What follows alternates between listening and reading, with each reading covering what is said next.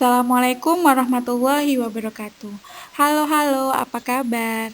Kembali bersama saya Kiswatun Muhayyaro di YouTube channel Cakrawala Biologi.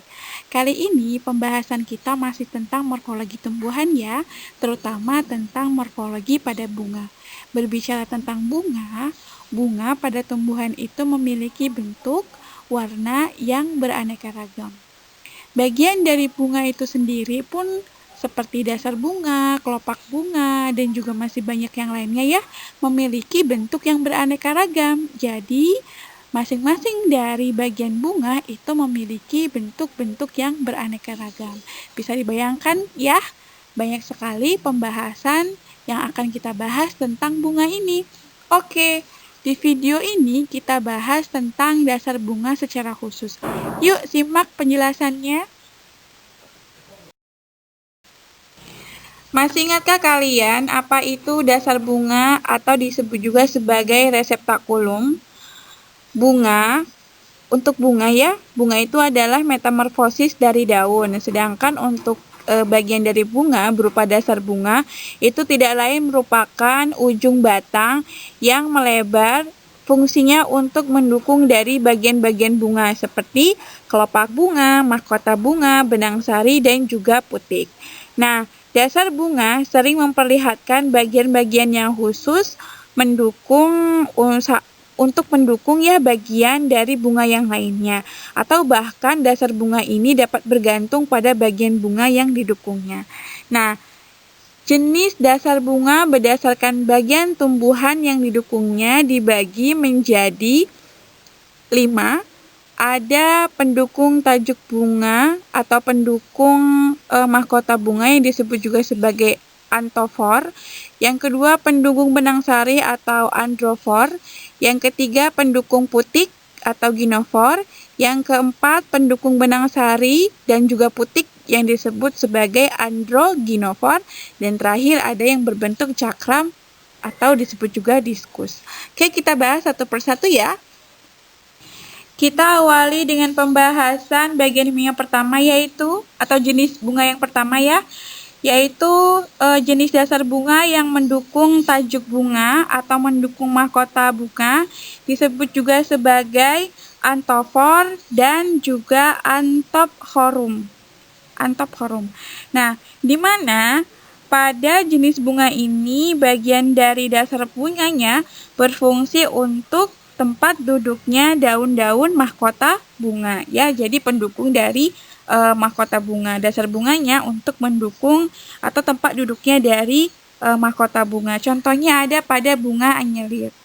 Kemudian yang kedua, ada dasar bunga yang berfungsi untuk mendukung dari benang sari atau disebut juga sebagai androfor atau androphorum. Nah, di mana jenis bunga ini dasar bunganya itu seringkali bentuknya meninggi dan juga memanjang, dijadikan sebagai tempat duduknya benang sari. Contohnya pada bunga maman. Yang ketiga, pendukung putik atau ginofor atau disebut juga sebagai ginophorum. Nah, di mana dasar bunganya ini khusus menjadi tempat duduknya dari putik ya. Contohnya adalah bunga teratai besar.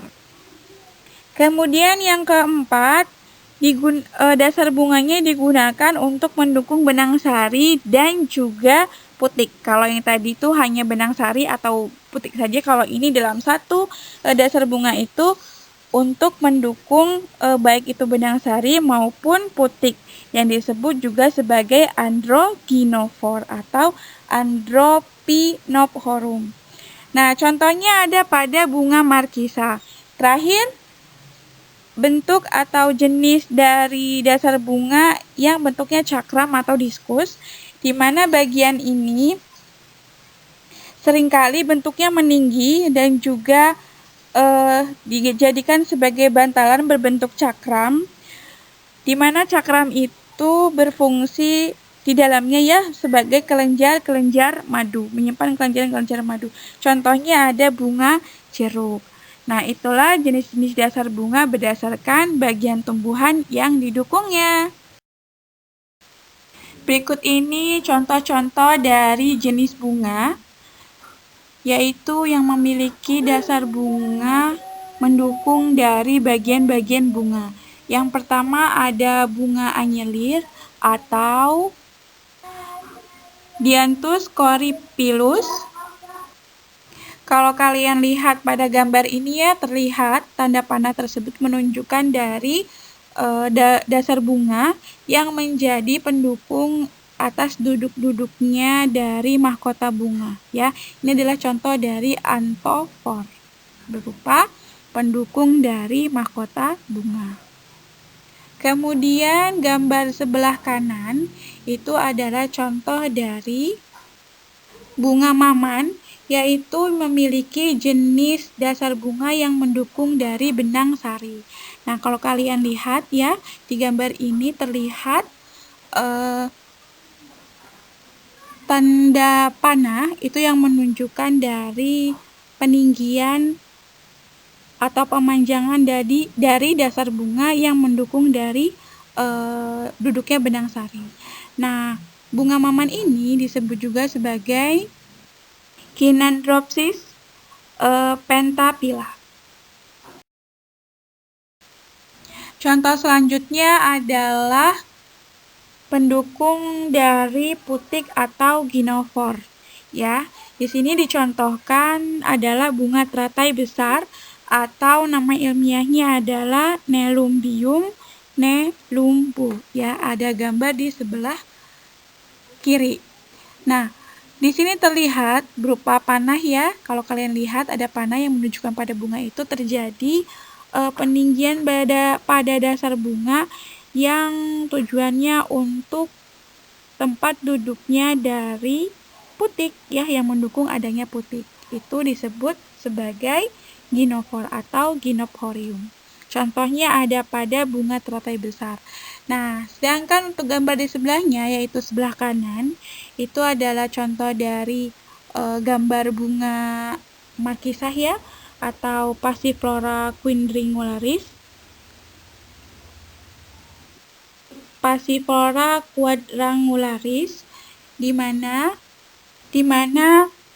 untuk jenis dasar bunga ini berguna untuk mendukung adanya benang sari dan juga putik. Makanya disebut sebagai androginophor ya, andronya untuk benang sari, ginophornya untuk putik.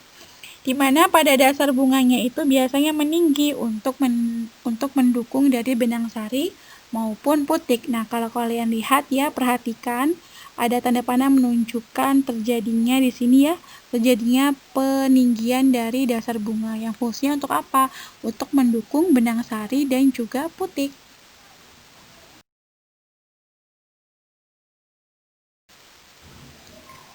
Terakhir, di sini terlihat contoh dari bunga jeruk atau Citrus sp ya. Nah, untuk citrus ini merupakan jenis dasar bunga yang bentuknya cakram atau diskus, di mana untuk cakram ini pada dasar bunganya terjadi peninggian atau berupa bantalan yang berbentuk cakram, di mana isinya itu adalah kelenjar madu. Contohnya ada pada bunga jeruk ya, atau Citrus sp.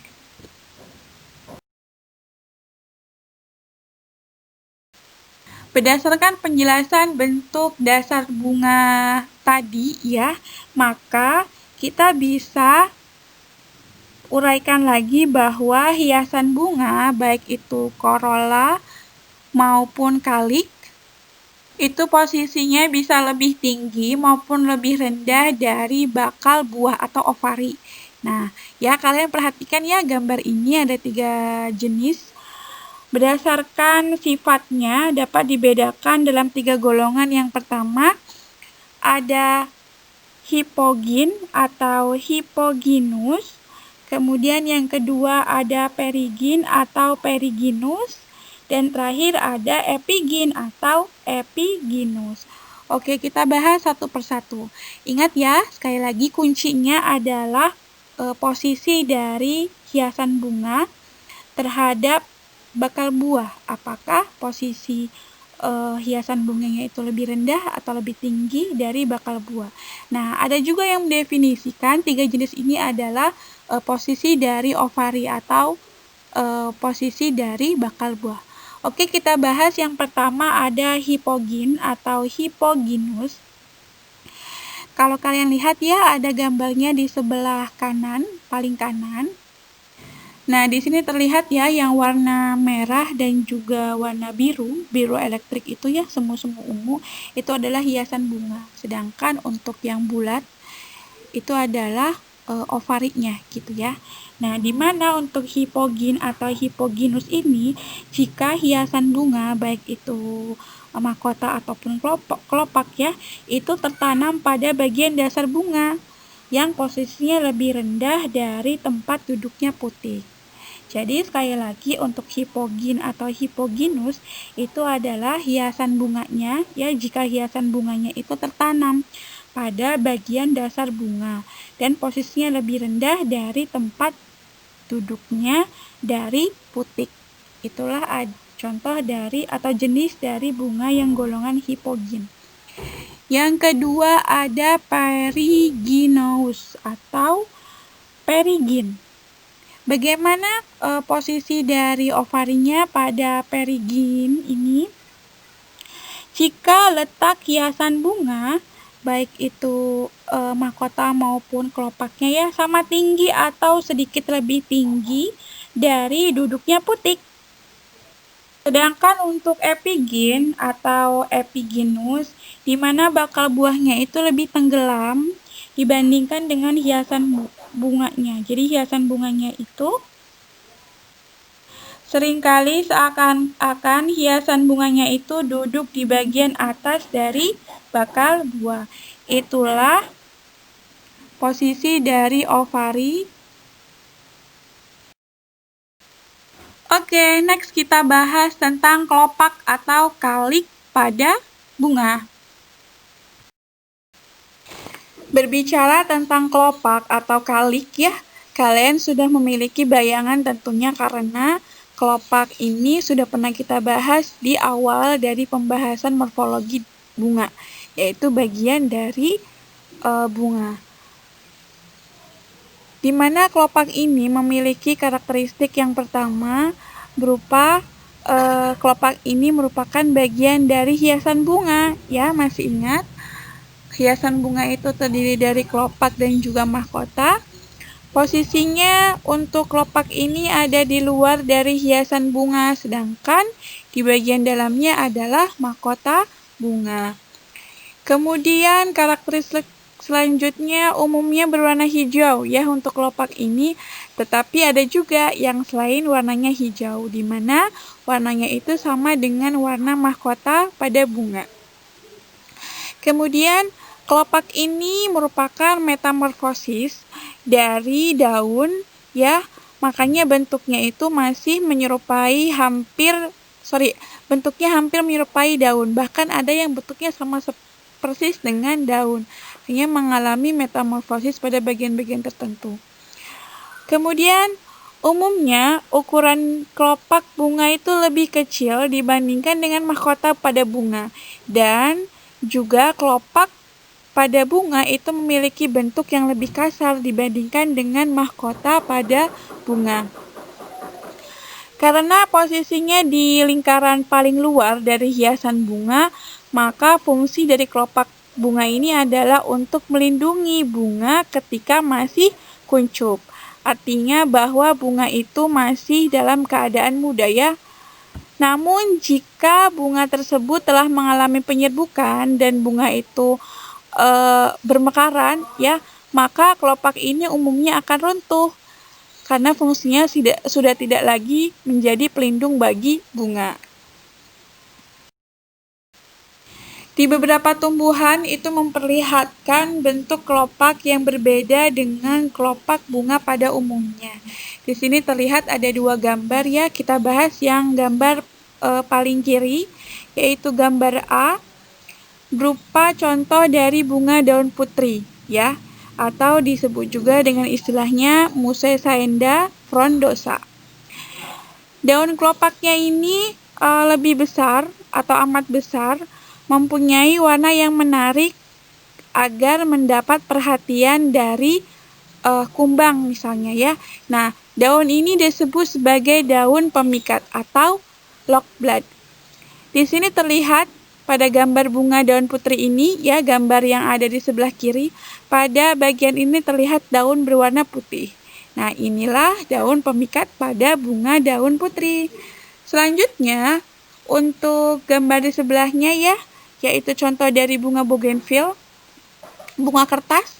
Mungkin kalian sudah lebih tidak asing lagi dengan daun bougainville ini, di mana memiliki juga berupa daun pemikat, namun bukan berasal dari kelopak ya. Nah, terdapat 3 bunga dengan masing-masing daun pemikat yang berkumpul menjadi satu bunga saja ya.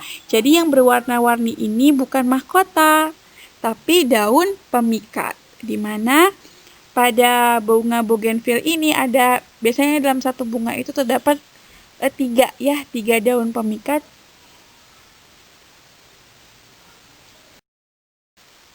Terakhir ada pada kelompok Malvaceae, yaitu contoh di sini adalah hibiscus ya, kembang sepatu gitu, di mana di bagian luar lingkaran kelopak bunga itu mempunyai daun-daun berupa kelopak tambahan, yaitu disebut juga sebagai epikalik. Jadi kalau kalian lihat ya, untuk bunga hibiscus ini atau kembang sepatu ini, di atasnya warna merah itu adalah mahkota, kemudian di bawahnya warna hijau itu adalah contoh merupakan kelopak ya. Nah, di bawahnya itu adalah epikalik atau disebut sebagai kelopak tambahan.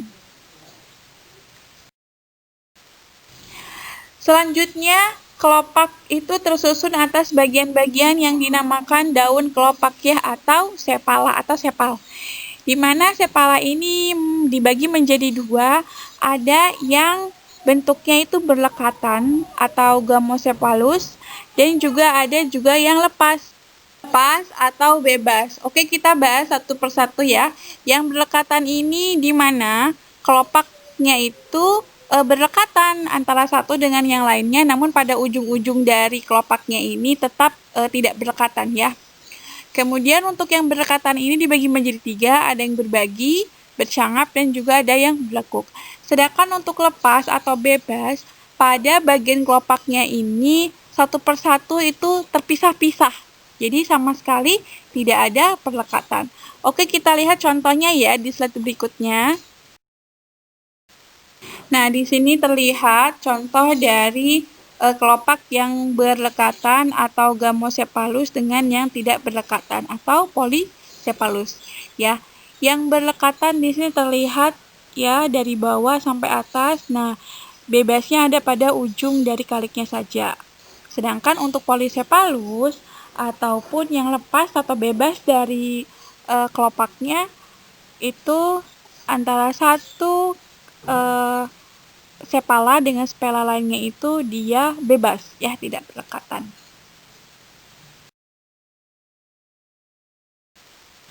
Karena kelopak ini memiliki bentuk, maka berdasarkan simetrinya ya, kelopak bunga dibagi menjadi 2, ada yang beraturan dan juga ada yang setakup tunggal.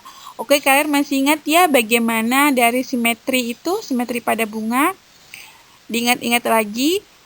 Untuk yang simetri pada kelopak yang bentuknya beraturan, jika kelopak itu bisa dibagi menjadi 2 bagian yang setangkup atau simetris ya. Contohnya bunga yang memiliki simetri pada kelopaknya beraturan yaitu bunga tabung, bunga trompet, bunga mangkok, piala, corong, dan juga lonceng. Sedangkan untuk yang setakup tunggal atau simetrinya bisa dibagi menjadi satu bagian yang setangkup ya. Itu contohnya adalah bunga bertaji dan juga berbibir. Oke, tadi kita sudah bahas tentang hiasan bunga yang bagian luar ya, yaitu pada kelopak bunga. sekarang kita akan bahas tentang yang bagian dalamnya, yaitu mahkota pada bunga, atau disebut juga sebagai tajuk bunga dan diistilahkan dengan corolla. Mahkota bunga merupakan bagian dari hiasan bunga. Ya, tadi sudah kita jelaskan bahwa hiasan bunga itu terdiri dari kelopak dan juga mahkota bunga. Nah, mahkota bunga ini posisinya ada di sebelah dalam dari kelopak. Jadi sebelah dalamnya kelopak, sebelah luarnya itu kelopak, dan sebelah dalam dari hiasan bunga itu adalah mahkota bunga. Umumnya memiliki bentuk yang lebih besar dari kelopak bunga, kemudian memiliki warna-warni yang cantik ya, beraneka warna gitu. Kemudian ada juga yang menimbulkan bau harum, ada juga yang menimbulkan bau busuk gitu ya. Nah, tujuannya apa?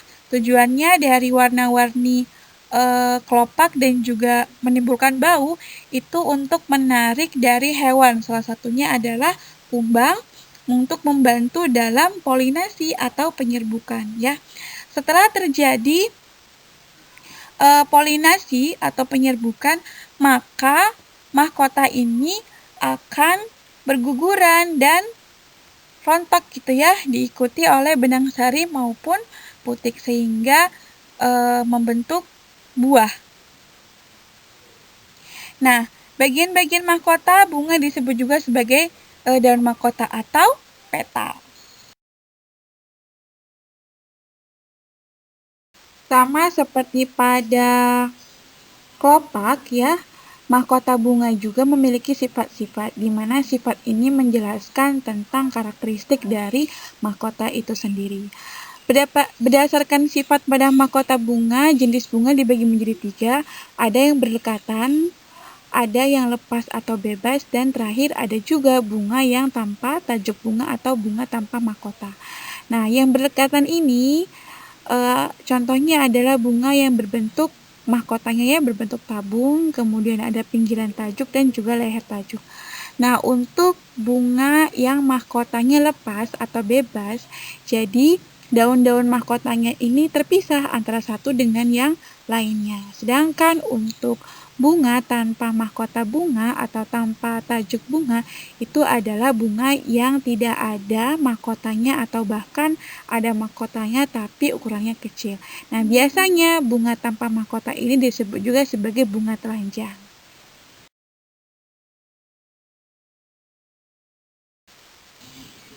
Bukan cuma pada mahkota itu ya, bukan cuma memiliki mahkotanya berdekatan atau tidak, tetapi juga untuk mahkota bunga ini bisa dilihat dari simetrinya.